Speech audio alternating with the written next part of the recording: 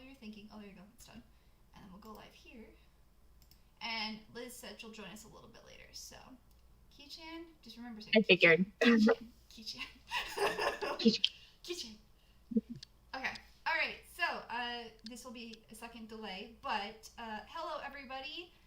It is Sunday. Our stream is resuming, and there's only 2 of us at the moment, but we have a third on the way. So we'll just kill time, because why not? It's awesome. So as you notice, we have another new host here. Wait, over here. Yes. Excellent. Okay. Yeah, I'm. My camera doesn't look to mirror like it's supposed to, so it's like, wait, what?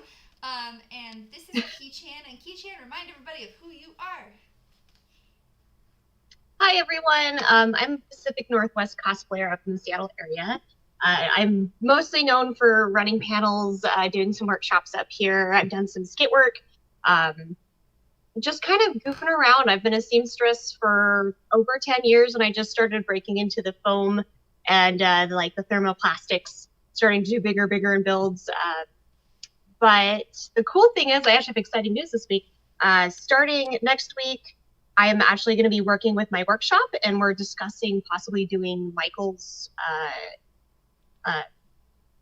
shops. So we're doing workshops. We're talking with Michael's right now. We haven't gotten approved yet, but they actually just did a show recently with Evil Ted, who came down and visited us. And so we're hoping that we can get in, and if we do more of that, you'll also see us streaming more with Rainy Day Workshop. And that'll be really fun. We just we're just kind of getting the ball rolling, so I'll be posting on my social media once we finally get something set up. But we're going to be doing more workshop stuff, and I'm really excited. Yay, congratulations. I went over for a business dinner last night. You know, awesome. It's really fun. Yay! See, that's good things happen, people. Good things really do happen. They do. Yeah. Okay, well, I'll just do a quick introduction. I am Sam of Thermo Cosplay, and today's stream theme is it's going to be cosplay guesting, kind of talking about what that entails, what the different types of guesting are, and how you can go about becoming a guest. So would you like to relay your first experience, Keychain? Okay, so I usually, this is actually where this costume was adopted from. I work for Jam App, which is a fun little convention that our school in this area puts together. We do one big convention event with artists and guests, and then every year we do a couple different tea ceremonies with a haunted house, and then we also do a springtime house with stories.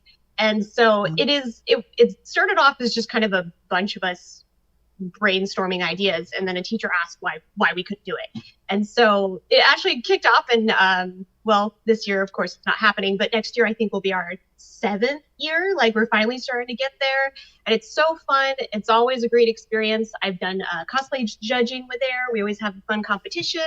I've actually done tea ceremony with them, as well as guest and MC quite a few years. That sounds like fun. I need to at some point make it up to more like Pacific Northwest conventions. One day, guys. Yeah, if you make it up to the rainy state, please say hi. Yeah, eventually we'll make it happen. So I'm gonna check my phone real fast because one of our other hosts has messaged me. Okay, it wasn't that. It was a lie. Just kidding. It just vibrated for fun. Okay. Anyways, I think my first guest experience. Oh gosh. I don't remember my first one. Wait, do I? Guys, this is bad. You know what? I'm gonna cheat. I'm gonna go to my website, because that's why you have websites, because when you've done too many things, you're like, what have I done? I don't know. So you go to a website, and then while I'm doing this awkwardly, I'm sorry. 2017. I don't remember either. I'm like, wait, is this it? I don't know. But I put them all in the, yes, okay, it's fine. Calm down, website. I know. I have a lot of security measures on my website, so every time I load it, it's like, do you want to do this? Yes, I do. I'm fine. Someone says it's hard to hear me. Hang on. Is this better? Can you hear me more now? My little thingy is probably muting me. We gotta get you a mic. I know. I'm just gonna buy one. Okay, so my first guest event was, Apache LibCon, which is a library convention in Apache Junction, Arizona, and I was invited there based off of one of my cosplay wins, I believe. I think someone had seen me in one of my performances, and they were like, "Oh, this is really cool. I want to. Can you come guest for us?" And I was like, "Okay, sure, I can do that." So I had a little booth, and hi, Ambrose. And hi. That was it. I had a little booth. I'm gonna turn my volume up. Ambrose, why don't you introduce yourself while I once again have to figure out why nobody can hear me. Hi, sorry I'm late, guys. So I'm Liz from Ambrose Cosplay, and today I'm dressed as casual Scrooge McDuck, in honor of the 1-year anniversary of the 2019 Her Universe Fashion Show, where I did a Scrooge McDuck look, and I see that light hair is like the theme of the day today, so that worked out perfectly. It's awesome. Thank you. Can you guys hear me more now? Is this better? Do I need to just eat my mic? I'll eat my Yeah, mic. pretty much. And Ambrosia, you're also extremely quiet. So just let you know you're quiet too. Let's see. This is good times, guys. This is good times. It's like all the way up for me. Technology. No. I'm just gonna get one of those better ones and be like, "Yo, you can hear me, yay!" Because I show it as like doing well, but I don't know. I have a quiet voice, so I just need to project more. Okay, so we were talking about our first guest or guest judge or just first experiences and like what it was, and I said that my first time was at a library convention, and I was invited because of like someone had seen me at like a masquerade and were like, "Oh, that's cool. I really want to see this. This is awesome." And I'm like, "Okay." So yeah, that's what happened. What about you? What was your first one? Your first judge? Me? Yeah. Okay, so I've never guested at a convention, but it's something that I'm like interested in. I've never personally done it before. But I have judged masquerades before. I've been a judge for Tucson's masquerade for the past 2 years. And that's been really fun. And honestly, I'd like to do it more.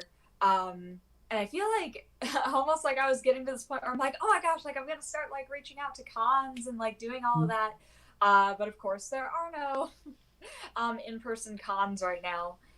So obviously that's not happening this year, but maybe next year when they start opening up again. Yeah. And that's one thing too, like we were discussing earlier, there's a lot of people that are like, how do you become a guest, whether it's a judge or a featured guest or a featured speaker? How do you do this? And it varies from person to person. It varies from location to location and region. But the main consistent theme is connections and building relationships with people at events or people that run multiple events, so you know who to communicate with and be like, hey, I have this specialty skill. Is this something that your event is looking for? Or hey, I'm a really good speaker. Do you need more content at your event? But that's really how it starts. My first connection was actually volunteering at a convention. So I volunteered for several years, and I ended up meeting and knowing a lot of people. And then those people ended up leaving off and creating their own conventions too. So I inadvertently made connections with the leaders of a bunch of conventions just by volunteering at this one major event for a couple of years. So nice. That was how I started making connections. How about you guys? For me, it was something along those lines. So like my first convention was actually at a college that I'm an alumni for. And so I was still doing my classes. I was still there. Presently, I was in Japanese club, and we were just talking like, hey, we have this crazy idea. Why don't we do it? And it somehow kicked off, and we were able to make the convention. And so I was kind of the one who was the sewing senpai in the group. I was the one helping everyone work on their cosplays and advice. So of course, the first thing we thought of was, why don't you be our guest? And so I did judging there for a couple of years. It's always a blast. I love working with them because it's such a small like hometown convention. Like you really get to know the people you work with. But I would have to say just knowing the right people, making connections, being reliable, just being able to do events or be able to help out with media, be able to reach out. The other convention I worked for is Pentacon in Penticton, Canada, which is honestly my best experience. It was so much fun. I got to do it with Sakura Elric Cosplay, and it was really cool because it was my first like foreign convention, and so I had to drive up to Canada, and I got to try all these new cuisines and go have fun up there. But I knew, kind of through a weird series of events, I had ended up knowing the owner of said convention, and they were looking for a couple of extra guests, and so they reached out to me thinking it'd be fun to have an American guest. So it was kind of accidental connections, and I ended up there as well. Nice. Yeah, that's awesome. What about you, Ambrose? So I feel like the reaching out to people is something that I am trying really hard to get better at myself personally, just because you know, I'm interested in guesting, I'm interested in judging. I've enjoyed judging contests quite a bit, but I feel like anytime I go to like, oh, well, I'm gonna email this person, see if they need someone. I don't know. I feel like I get this like little voice that's like, who would be interested in like coming to your booth? You know, like you don't have like fans. So that's something that I need to get better at. The judging position that I have, they actually reached out to me. I had won Best in Show in that competition the year prior. And so the guy who runs the Tucson Masquerade, he actually emailed me and was like, hey, like we need a third judge for this year. Like, would you be interested since you were our Best in Show last year? And I was kind of like, hell yeah, that sounds awesome. But I know that that's not really, unless you're like a big name, I feel like that's not really the norm, or unless it's like a friend of yours, you know, like I feel like people don't just randomly like, oh, I like this person, let's like reach out to them. I think a lot of like the cosplayer has to do a lot of the reaching out if you're getting started in something like this. And that's something I struggle with quite a bit. Well, as so one of my jobs when I was at Jam App was actually talking to other cosplayers and reaching out. And so it really is kind of a cross between knowing the right people and a cross between kind of, you don't necessarily have to have a lot of social media, but if people know you in the area and they think you're a wonderful human being and you're responsible, you have fun costumes, you're more likely to be picked. Because I was reaching out to a couple of locals that were like me, and because they were like, well, we want a couple of extra guests. And so I ended up reaching out to a couple others that agreed to go with us. But it was a lot of word of mouth. In the club, I asked, and on the internet, I'm like, okay, what cosplayers do you like? Tell me who they are, tell me about them. And then I reached out to them separately. So there are straight opportunities that conventions actually reach out to you, but I find that a lot more rare and more for the smaller conventions than like Emerald City or SoccerCon, where they know who they want almost immediately. I guess what I'm trying to say is, like, if you're trying to get your foot in the door, I feel like you can't sit around and wait to be headhunted, you know? And just be like, well, I'm awesome. Like, of course they're gonna, like, come to me. Like, maybe they will, but as a cosplayer, if you're like, you know what, I want to be a guest at this convention, I'd be interested in that, like, you're probably gonna have to do the reaching out if you've never done that before. Yeah, no, I agree with you guys. I agree with both of you. It's again, it's all about like networking and connections, and like I got headhunted, but I think again it was because I've been speaking at conventions by that point for over 4 years. I had been competing consistently. I'd volunteered. I made a lot of connections already. And that, I mean, that's another good way to do it. If you can't volunteer for a convention and you're not comfortable with cold calls, start doing panels. Start being a speaker. Show your work in your panels. Like if you're going to be a cosplay specialist, then make sure that you have, okay, these are the materials I work with. These are the tutorials. This is how you use them. Be very interactive with the audience. Ask open-ended questions so they know that you're comfortable with, communing with others, because as a guest, you're going to have to work with others. There is no, I can just chill at my booth all day long. Typically, when you're a guest and you have a booth, you have to do panels, you have to do judging, you have to do appearances. There are even photo shoots sometimes. There's just so many blocks of things that you're in charge of completing to meet this. Hey, we gave you a free booth, and we've given you free tickets, and probably your helpers free tickets, and probably even meal vouchers. I've seen all kinds of things. So as that, you're in return, you need to complete these tasks for these events, and the only way you can do that is by proving to them that I am a human that likes other humans. Hi. So, Yeah, no, I think when I was in Henty, I was at my booth maybe an hour or two a day. Like I was helping with emceeing, I was judging, we were running panels, like we were just constantly busy running around and meeting the guests, just talking to people. It was such a busy con. yeah, and that's another thing too. When you're a guest, it can't just be you. You have to bring, and not even just one other person, because you have to think that if that person's helping you manage your booth, they're going to need a break as well. And you never want to leave your booth alone unless it's an absolute emergency or they're evacuating the place. But in general, you want to have your booth manned at all times. So bring 2 to 3 additional people with you, and make sure in whatever contract you're filling out or whatever agreement you have with the convention that those individuals are included in your booth count. That way you can have support. Well, I mean, they're working, so like obviously they should get like a pass. Yeah. Since they're working your booth, they should not have to pay for the privilege of like watching your guesting booth. Right. And Actually, one of the go ahead. sorry, one of the more fun things we did is, so we had a booth at Penty, me and the other cosplayer, Sakura Elric, and we really didn't know what to do because that was my first booth, so I didn't have any pictures or banners. I had some cards, but I'm like, I am so unprepared, like underwhelmingly unprepared for this kind of event.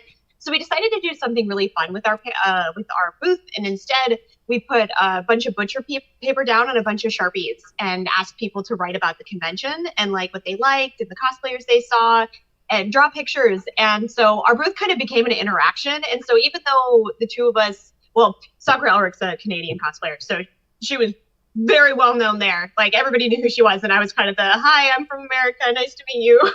But it was still really fun, and it kind of brought people to our booth to talk to us and to see what we were up to, because people were like, oh, what is this? And it was fun. And we had artists, a lot of the artists actually came to our booth and would draw on our boards, and it was such a fun interaction. And then at the very end of the convention, we actually held up the poster board, and like at the ending we talked about like what people liked best about the convention and how much fun they had. And it turned into this really big thing that was just us going, well, let's throw something on the table because our table looks so boring. And that's one thing we'll segue into, because that brings up a really good That's a point. really cute idea. I like that. Yeah, exactly. Okay, so real fast. Number 1, to become a guest. Connections and networking. Be friendly with people and remember who they are, and get their phone number or their social media so you can contact them in the future. There you go. That's step 1. Putting yourself out there. Step 2, once you do Tips. Yeah. Step Once you do secure a booth, I agree. What are you going to have at your booth? What are you going to do at your booth? I like the idea of the butcher paper and writing messages, especially for newer guests who haven't quite maybe built out their, like, what their repertoire is, what they like to do, what they want to market themselves as. And this is a good way to build more connections. You have butcher paper out, you're talking to them about events, you're having them write Sharpies or do drawings, and you can change it out every day, and then you can snapshot it and share it with every social media, including the convention. And the convention literally has live reviews of their event, right? So they're probably like, oh, this is cool. And the things that people always forget when they go home, it's documented right there. Right there. So that's brilliant. And if you can't, like... It turned into a big thing, and we were so surprised because everyone just adored it. We had to change it actually twice in one day. On Saturday, we had to change it twice because it filled up, and we're like, well, we need to put more paper out. So it was so much fun. And at the very end, hearing everybody just love the convention so much, it was wonderful. Yeah, and that's good. That's like really, really good. That's good marketing right there.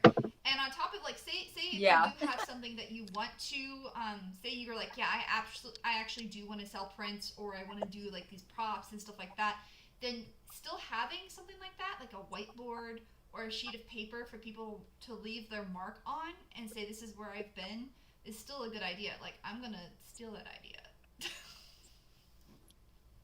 I like that. I want a little mini No problem. whiteboard. It's gonna be like this big. Yes. Okay. It was really. Yeah. And I've let's see here. I've guessed it. How many events have I had a booth at? I've had 1, 2, 3, 4. Oh my gosh, no, 5. What? Okay, so I've had 6 events where I've had a booth. I did not realize that. Oh wait, 7. Crap. Okay. Anyways, I have some appearances on here I need to update.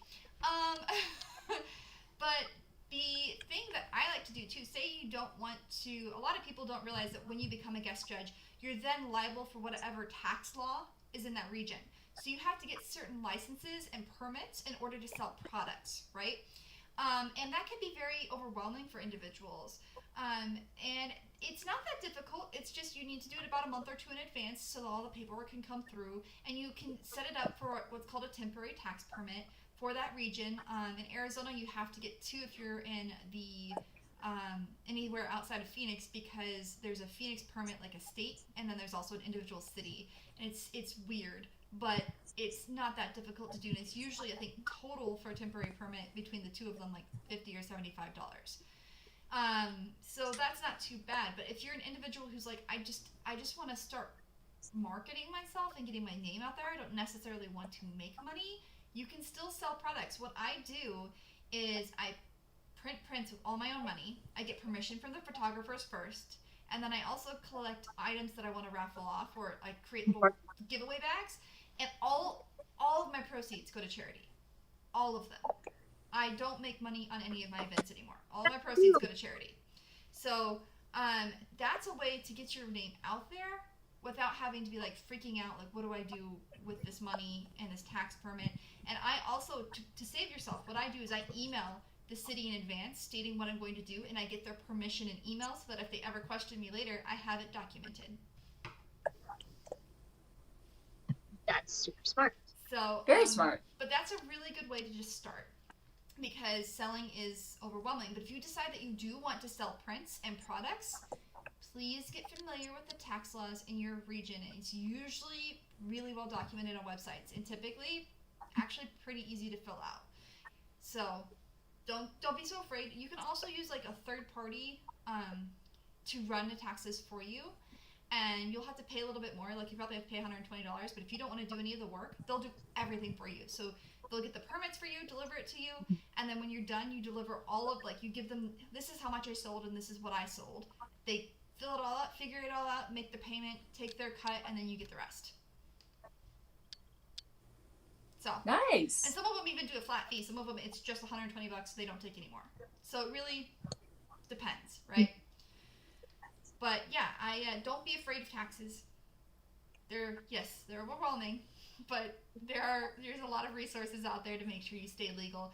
And the reason I say this is I know some individuals that have had their funds from conventions confiscated because they did not have the proper permits to be selling at that event. Don't do that. Mm. Scary. It's very rare, but it's scary. Yeah. The more you make, basically, it's one of those things. The more you make and the more attention you draw to your booth, the more chance of that happening if you don't have a license or permit. Because you're going to draw the attention of whoever's hired on for that convention to review and submit that information as well. So. Well, yeah, they want to know where their cut is, why they're not getting it. Exactly. Exactly. But that's just 2 different ways. Three ways. Hire somebody to do the taxes for you and get the permits. Do it yourself, following all the resources online. Just make sure you give yourself 6 months so that you're fully prepared, or at least a couple months, at minimum 2 months. Or do it charity. If you don't need the money, donate it to charity, and then you actually get your own tax cut in the long run because you donated to charity. So there you go. I really like the charity idea. Next time I like that too. I have like some random, really nice quality, brand new stuff that I'm like, maybe I'll do a panel and raffle them off in the panel, but I would much rather do it for charity. That's so great. Now I know exactly what I'm doing next time. Yeah, so far, I think I've raised close to $1,000. Just in the past 2.5 years.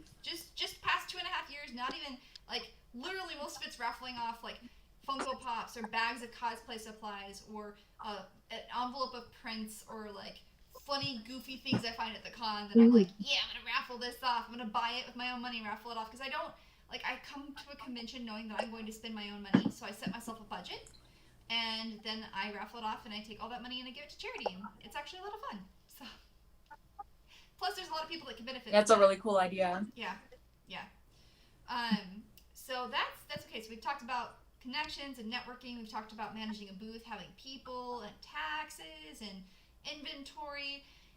Speaking of inventory, what things do you guys normally see at cosplay booths that you enjoy purchasing or that you think are really interesting ideas?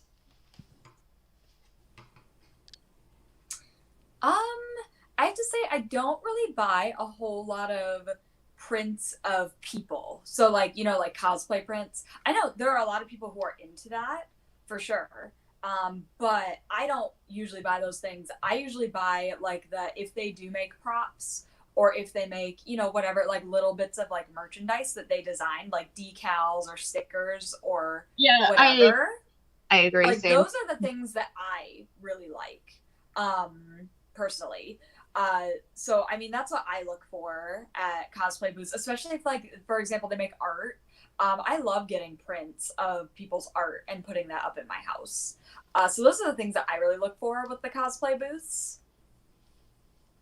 Same. I am not a big fan of prints, but I love just little merchandise. Like one of the groups that we were with, the other guest was a band called Boyish 7, and they do dancing and they redo dances from animes and stuff. And they were so cool. And they had all this great merch. And so like I have keychains and little charms and all these things from them. And I adored them. I had so much fun working with them that I went to their booth and ended up buying just their keychains and their charms and their stickers because I had so much fun. And then Stu Sherman was the other cosplay guest. And he actually had some props and like some of the stuff that he's built out on his table as examples. And I thought that was really cool because I was kind of nitpicking them and like looking them over and like, wow, the glue job is so clean and the paint job looks amazing. And so I really like seeing people's work out on the table, not so much like purchasing, but it's a good conversation starter. Cosplayers come up and they're like, how did you do this? And so it's a really good way to get an easy conversation out of somebody. I love when cosplayer guests have like a cosplay that they're really proud of on a mannequin and you can actually go up and see it. That's something that I really like, because you know, if I'm going to their booth, I probably follow them on social media and I've seen this cosplay before, so it's cool to be able to see it up close without the added awkwardness of it being on a person, so you can actually like look really closely without it getting like socially weird.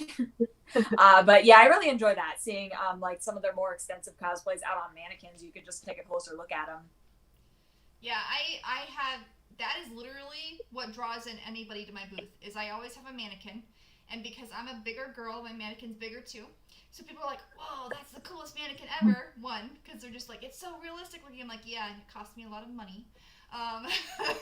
But it's a good mannequin.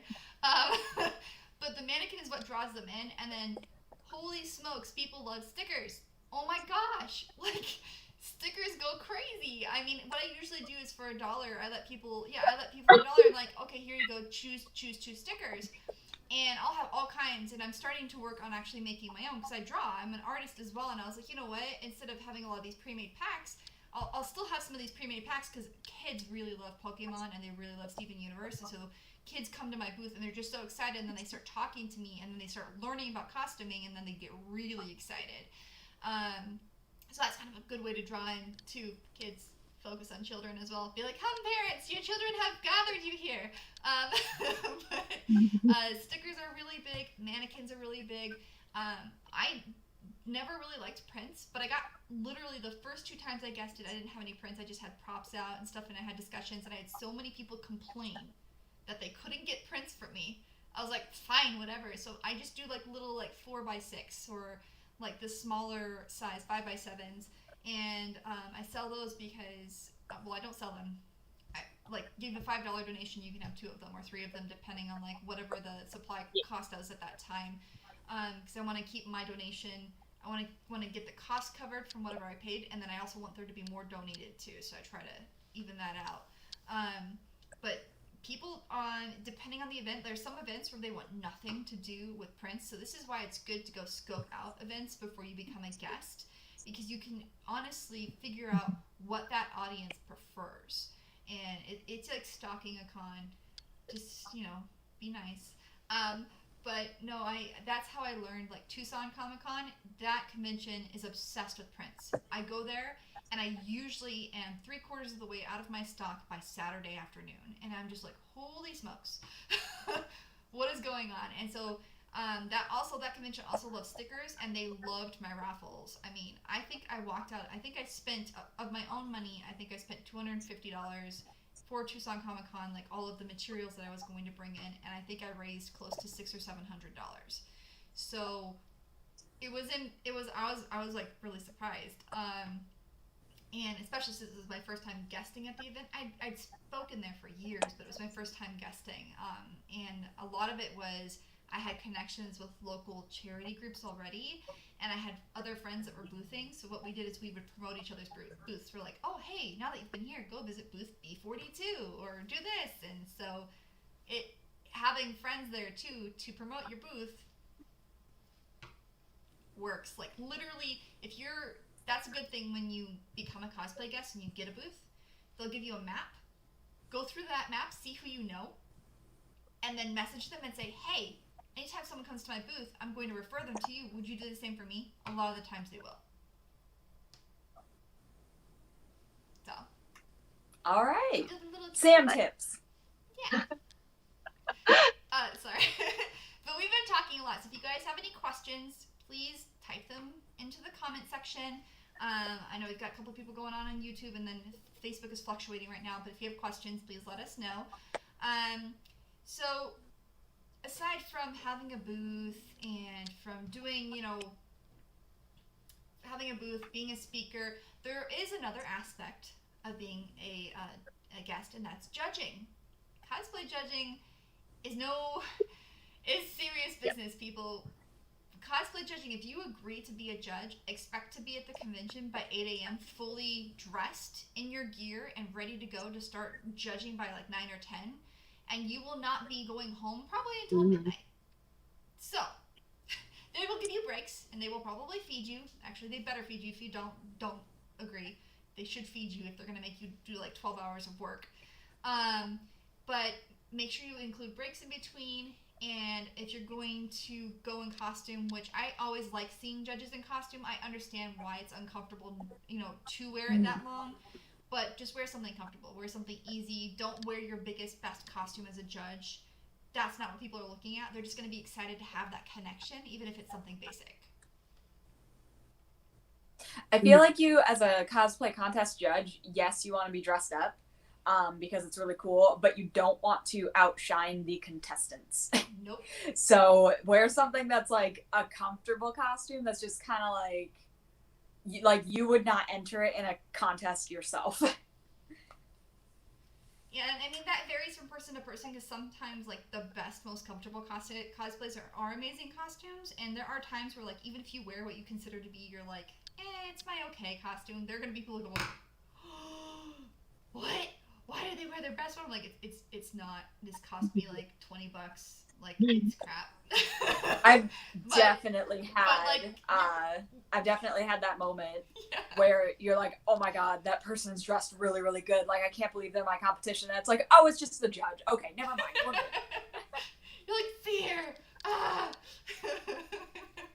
What about that you, was, Keychain? I think, the only time I competed at Tucson. Amber Bright was dressed in her, oh gosh, I don't remember the name, but like the spider lady, the black and red. That one. Oh yeah. And I was like, oh my god, is she? Yeah. Yeah, I can't. I know what you're talking about though. Yeah. Why am I forgetting her name? Dang it. Yeah. Okay. But she was dressed as that, which is very impressive if you've seen it before. And I was like, oh my god. All right, well, I'm out. Like, but she was a judge, so it's all good. Yeah. What about you, Keychain? My experience, I was actually lucky. It was a much smaller convention. So yes, we were there before 8 a.m. setting up and getting things, but we didn't actually have our judging until the afternoon. And so we had plenty of time to set up and get people there. Unfortunately, it was a smaller event, so we ended up spending most of our day just getting people interested in going to the competition. We're like, anybody can join, whatever you do. So we actually, when I do judging for smaller conventions, I was the one who actually had Pentacon do this. We, instead of doing like first place, second place, third place, judge's choice, we do best makeup, best wig, best prop, best costume, judge's choice, or best in show.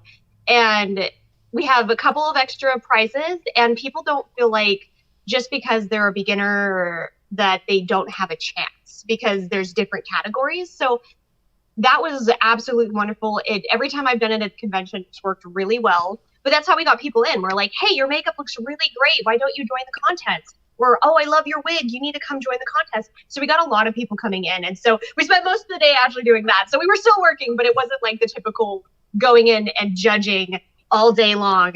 But it was a really great experience for me, because I just couldn't believe at how cute all the little cosplayers were. Like, there were so many shy people who were like not really knowing what to say. And so as a judge, my biggest deal is like trying to get them to talk. I asked a bunch of questions to get them to like encourage them to talk about their cosplay and try to get them to kind of come out of their shell. Cause I know how nerve-wracking it is going in front of judges. I still get kind of shaky when I go in front of judges, but my experience was actually very laid back. I mean, we were there most of the day, but it was such a smooth experience that I don't have a, oh my God, we were there until midnight story. It was just like, no, we had a lot of fun. We met a lot of people, and there was a lot of great costumes. Well, yeah, and there, not every event's like that. Like, there's different kinds of events. Like, I kind of classify like expos as like smaller events that maybe you want one day typically, right? And sometimes two, but like you're not going to see more than 500 to 1,000 people max there, right? It's going to be very small, and so it's a bit more intimate, and it's easier to like interact with people. And then you've got like you've got expos to like conventions, right? And conventions vary. There's some anime conventions that see maybe 2,000 people, and others that see 150,000. So this is another thing where it's like, what do you as a person, as a cosplayer, feel comfortable doing? You know, what kind of event do you want to participate in, right? You need to just figure out your own limits, because they will be pushed. So. Right. What kind of requirements do you want is one of the things. As a judge, I spent a lot of time talking with the other judges, because for some of the bigger ones, you want a portfolio, or here's how I made my costume. And so that's something you need to discuss and make sure that everyone has plenty of advance time to bring that. Or is it just going to be where they walk in, they discuss their costume, they get 5 minutes, and then the next person comes in? Because that's a very important difference. And because my little one, we just had people walk in and talk with them, but most of my judging experience, like being judged experiences, have been a portfolio that I bring in explaining what I've done, and then 5 minutes with the judge. So completely different judging experiences there. Yeah, I think in right, Ambrose like knows I about think this D23 Ambrose. That's like, if you do like really big events like San Diego or WonderCon or D23, usually you can't even talk about what you're wearing, first and foremost. And even like the cosplay judges, sometimes the guest judges, they want you to keep hush hush because they want everything to be a surprise. And you have to fill out all these forms, and you have to submit work in progress photos by certain deadlines, and you have to even do some video turnarounds, and it's intense. So like, you got to think about it. If it's that intense, for the people participating, you as a judge are going to be facing something really amazing, but also like, whoa. It can be a lot of pressure for sure, because like, you know, for example, at Tucson, which Sam, you've judged at before too, if somebody is like, oh, like, why didn't I win, or why didn't this win, whatever, Tucson, because it's not super big as far as conventions go, I feel like the extent of the why didn't this win is they come up to us right on stage in person, like, oh, like, what did I do wrong, what can I do better?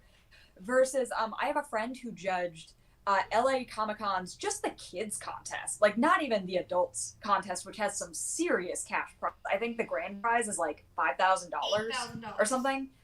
So some $8,000. It's pretty big, pretty big money. So I have a friend who judged just the kids contest, not $8,000 grand prize adult contest, and he was getting like emails from people like who were irate that their kid didn't win the kids contest. So, I mean, that's like kind of one of the things you got to think about too is like, there's going to be people who disagree with whatever the judges decided. And there is a big difference between, oh, like, why didn't I win? What can I do better next time? Someone who asks you right there in person versus you get an angry like Yelp review about like your judging experience later. So there is kind of like almost like levels to it, right? The bigger the convention, the bigger the prizes, the more you have people who are like, well, I really wanted to win, or I felt like I should have won. Right, and it's one of those, to the people as the judge, like, you don't think we spend a lot of time, but we spend a lot of time discussing the winner. Like, usually that time backstage is only half of the discussion, because a lot of the times when we're looking over the books or the portfolios, or we meet you in person and you get that 5 minutes with us, we've already discussed a lot about the costume and the stitching and how well it's built and how much time they put into it. And then you get that last final hurrah of them being on stage and really showing off the costume. And that could definitely make or break a costume. And so when the judges don't choose you, like I'm still technically a journeyman. Like I haven't gotten very far. I'm very basic when it comes to being judged, but I have a lot of experience judging.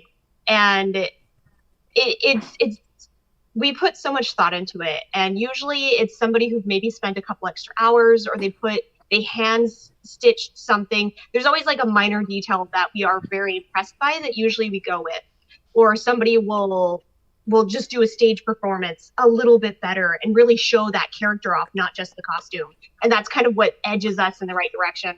Like my very first loss, I was third place, so I didn't lose. But the reason why I didn't edge into second place was because my performance wasn't as good as the girl who won second place. And so that always stuck with me as a competitor.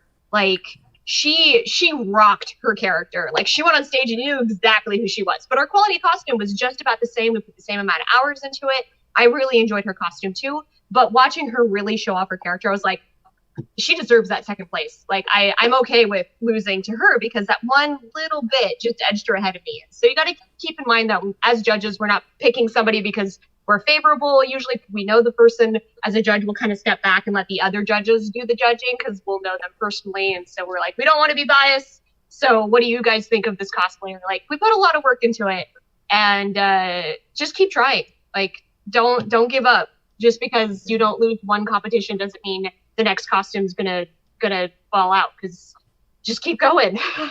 The thing that I always tell people too, especially like, some people are gonna lose gracefully and then other people won't, and that's just kind of how it is. I would say the people who accept not winning outnumber the people who don't, in my experience. But what I always try to keep in mind, and as a competitor myself, is the judges pick who won for a reason, and you might not know what that reason is. And like, the reason I would say is probably never that they're buddies. Like, it's just, I doubt that very much, having been a judge myself. As a matter of fact, like, when we have people that we know come through, I feel like we almost, like, look at it a little bit harder, especially if it's a costume of theirs that we're familiar with. It's like, you better prove that you deserve to be a winner, if you're gonna compete while I'm judging, right? Yep. Yeah, all of that is true, and it's just one of those things that it's the risk you assume as a guest or a judge, and you understand that, everyone has their own personality, and things will happen, things will go right, things will go wrong. So but none of it's necessarily bad. It's just, typically if something goes really wrong, the convention will come and back you up and help you out. But it's definitely a learning experience. It can be difficult. And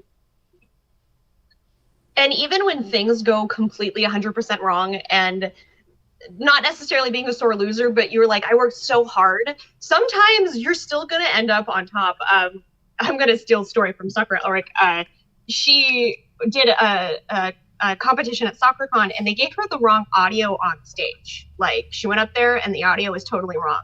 And she still won. Like, she just went with it. She didn't even stop. She didn't hesitate. She just went with the music. But she originally had like kind of a pop song, but it turned into more battle music. And so she's like, okay, I guess we're fighting now. And so she just did, because she had a really cool staff with that particular costume. And so she just rocked it. And even though everything was totally messed up, and of course the con came to her and was like, oh my God, we're so sorry, she still ended up winning. So like, against all odds, just keep giving your best foot forward. Like, you'll be surprised how things end up. Yeah. Like, you guys, you can't control your fellow competitors. So, and you can't control who the judges are either, which we kind of talked about a little bit last time. And so, you know, just, you put your work out there, you sell it the best that you can, you do the best performance that you can, and like, if you win, cool. If you don't, oh well, there's always next time. At LA Comic-Con, there was a cosplayer that I know who placed second place in her category, which was not the top category, so not like, we're not talking like the top prizes, but still like substantial. Like, I'm pretty sure she won like $1,000. And she was still I saw her after the show and she was crying because she didn't win first place in her category. And I mean, okay, you know, your feelings are valid. You're allowed to feel what you feel in that moment, and that's fine. But like, I was kind of looking around like, girl, there's a lot of fellow competitors here who would love to have that $1,000 right now. Like, second place ain't bad. All right. Like, I know you're disappointed you didn't win first, but really, to win anything, especially with cosplay becoming so widespread now, and there's a lot of talented people competing. Like, if you win it all in a competition, that is an honor. No matter what place it is, no matter what category it is. Like, you did it. You're there, kiddo. No, I agree. And that kind of, that leads me into, like, you know, we've talked about different areas of what you might have to do as a judge or as a guest, and how the convention will probably reach out to you for advice and stuff. But also, there's a point as a person that you're going to have to learn how to de-escalate. You will get people who will come to your booth who will say, well, my friend does this better. And you're just going to have to learn how to either go, okay, well, that's your opinion, and just move on. Or you'll have to say, you know, I don't appreciate that comment. Please move along. And you're going to have either a positive or negative response, and you need to be prepared for that. And that's the same thing with judging. Like they said, you know, there are people who might email you afterwards because they've been following you for so long. They were so excited that you were a judge, and you didn't pick them, so they're pissed off now. And they want to understand why they invested so much time in you and you didn't invest anything in them. And it's because they don't see what's going on in the background. You know, they don't see that you've literally been here since 8 a.m. You've probably weeks before that been sent documents like, this is the work in progress. This is who they're competing as. This is their proposed skit. And you've spent probably close to 40, maybe 50 hours on these people already, and they just don't know it yet. It's really difficult because with it becoming so commercial and becoming so widely accepted, it's like any other craft now where, you know, you have to really step up your game, and you have to look at like the tiniest of details, and sometimes you're devastated because you really do like a person, that their performance is incredible, but like you could see all their raw edges, and you're like, dang it, man, like if you didn't have those raw edges, you would be where I want to put you right now. And it's just usually the smallest, tiniest detail, and those decisions are so hard for guests to make, but we have to make them because somebody has to win. Or when we're in like I said, I speak a lot. I do a lot of panels and presentations, and a lot of the times in my panels, I'll just get one really either enthusiastic or trolling individual. So someone will just want to answer all of my questions, get super excited, and that's fine. You just have to learn how to, you know, gracefully interrupt them, state that their opinions are valid and you appreciate their feedback, but that you need to move on in order to keep the content going. Usually they're like, oh yeah, I'm sorry, and it's fine. But if they're trolling you, it's very easy to smash them down. Okay, maybe for me. I'm going to give you some advice for individuals who like to troll in panels. The first and best thing to do is let them speak for a moment, but stay utterly quiet. And if they don't stop, stand up and start walking towards them like you're going to do something. because most trolls don't like being physically approached. And the minute you start walking towards them, they're like, and I was like, yeah, I was just going to come so I could hear you more. Do you have more to say? Is this your panel? And usually I get very aggressive with them, and then they know, oh, I've overstepped my boundary. Okay, bye. And I think I've only had to do this twice. And it always seems to happen when I'm alone. Because when you're with a group of people, most people aren't brave enough to do that because they don't know who to anticipate at that point. But when you're alone, this will at some point happen to you.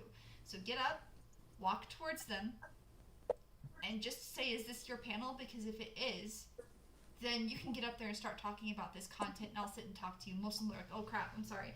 And in the rare occasion you have someone who says, "Yeah, I want to talk with you," you can go, "Well, there's the door," and you can schedule it later. And I've very rarely had to do this. Very rarely, but it's always when I'm alone. So just a heads up, you will have to de-escalate or you will have to defend yourself.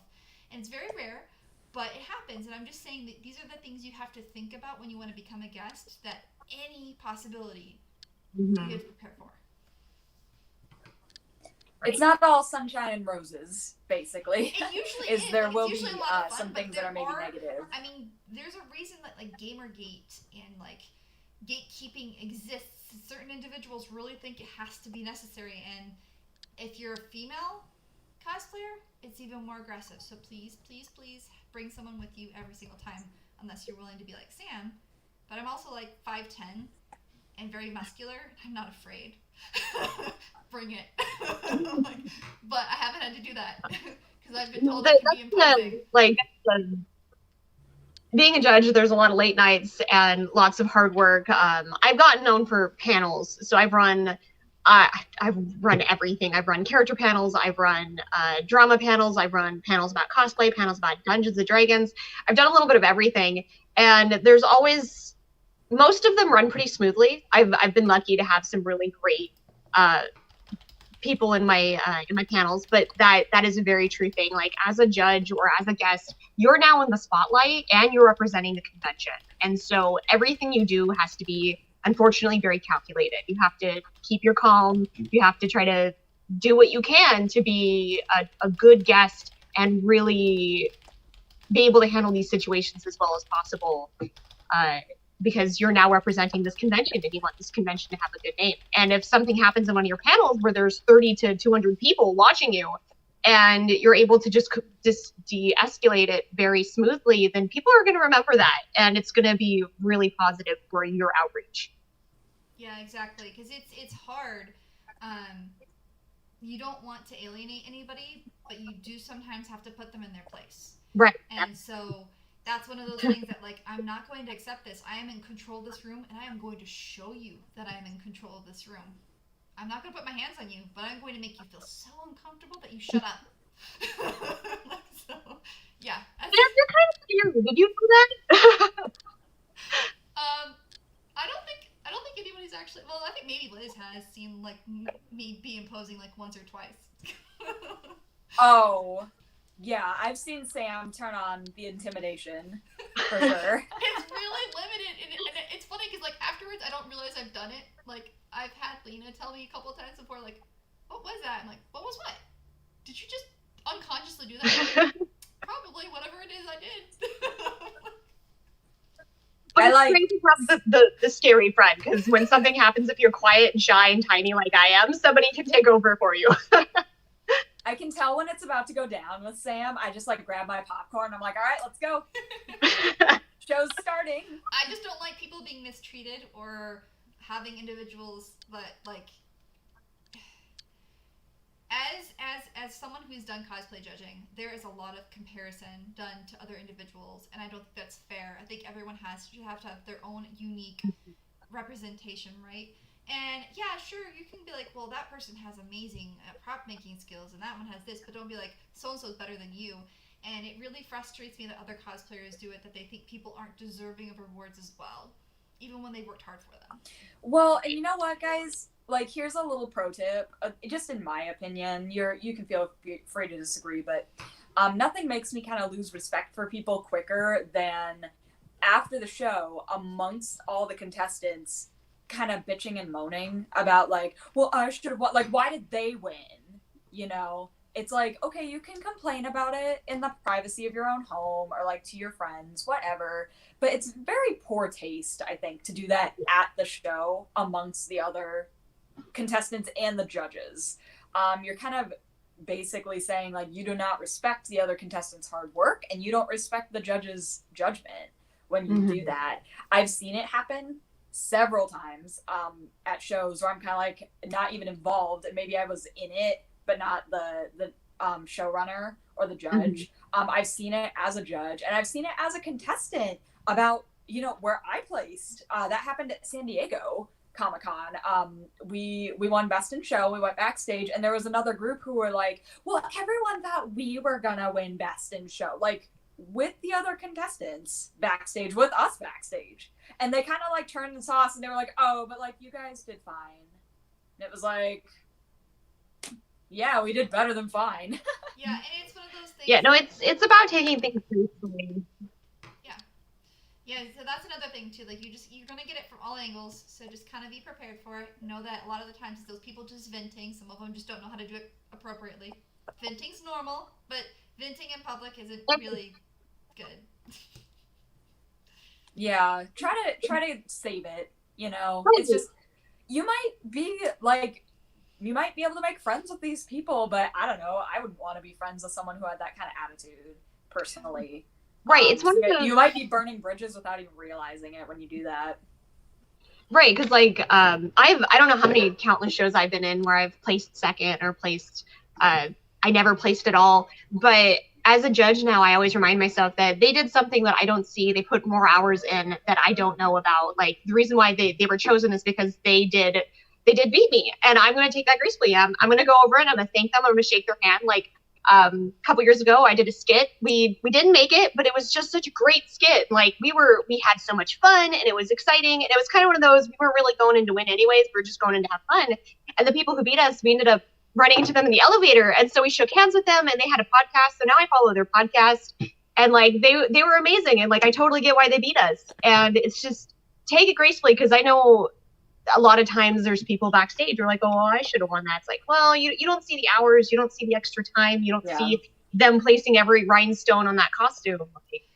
Well, and it's like, did the contestants? I've seen someone do this at another event, right? I've seen someone, like, they openly did it in front of me. And from that time forward, I lost respect for them. And it was very difficult for me to be non-biased in future performances because I was like, I know what you're going to do afterwards. And I've seen you do it twice now. Right. And you've been abusive towards the contestants, so I don't want to do anything for you.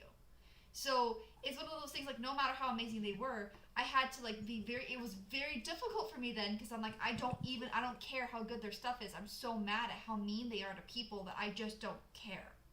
And so you've got to be really careful, because sometimes, like, even when I'm trying to be very, very, very, very neutral, emotions will take hold. And especially if the other judges feel the same way, we might inadvertently find something really stupid on your costume because we're so frustrated how mean you are to people. Here's a more positive judging tip. Like, I actually heard this when I was a competitor, which is that if you are able to sign up for a pre-judging time, the first 10 stick, you guys. Like, usually these competitions will have upwards of 30 entries in them. Yep. If you can sign up for one of the first 10 slots, I know it's scary to like go first, but the first 10 stick, now that I've judged, it's true. Like as a judge, I was like, oh no, like I'm going to remember everyone. No, those first 10 costumes are the ones that stick in your head. And when you're trying to make decisions, you're like... The last 5.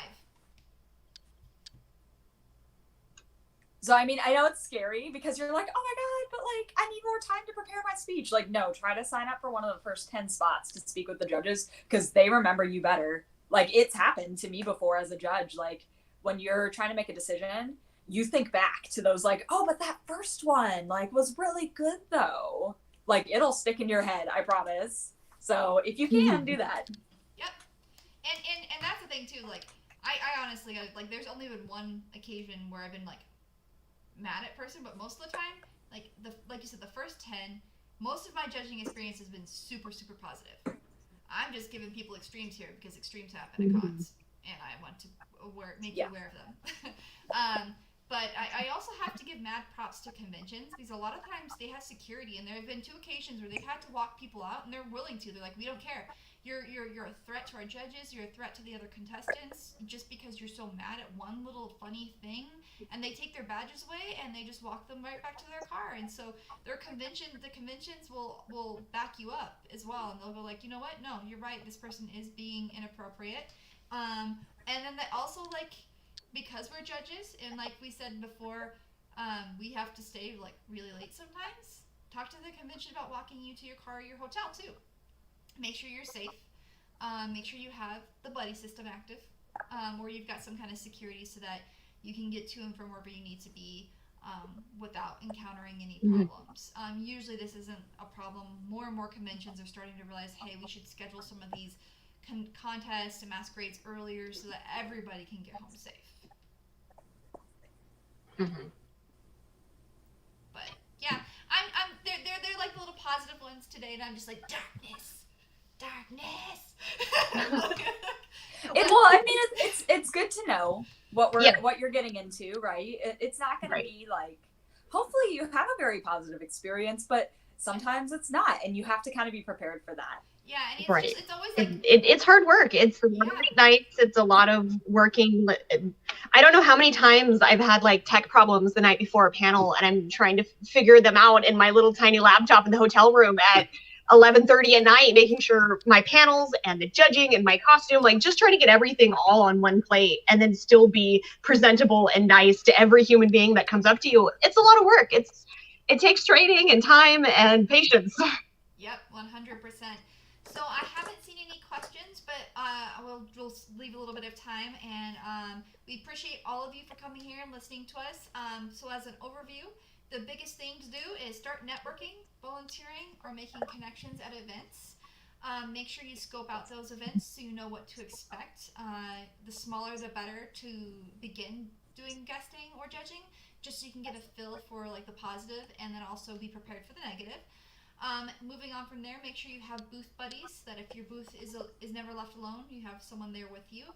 Think about what inventory or what activity you want to do at your booth during the event. Remember, it's going to either be 1 day to 4 days, so be prepared for all of that. Understand that there will be more duties than you just being there at a booth, or maybe you won't even get a booth. You could be required to go to photo sessions, you could be required to do panels, you could be required to do guest judging. There's a series of opportunities. Embrace them. Don't think that just because you didn't get a booth, you're not a guest.